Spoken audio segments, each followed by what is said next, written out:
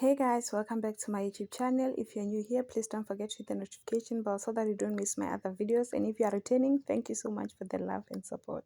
On this video, I'll be giving you what will happen this week on House of Zwide. Wednesday, 11 June. Mapula learns of Thato's past crush on Les, deepening her approval. Mampo wants Les, who urges caution. Manipulated by Ezekiel, Mapula agrees to an intervention. Meanwhile, Maria and Isaac try to find time alone. Thursday, 12 June. Mapula battles guilt over Ezekiel's plan as Thato pleads for acceptance. She criticizes Mampo's sparking, Maria's defense. Sandile earns praises but worried about costs.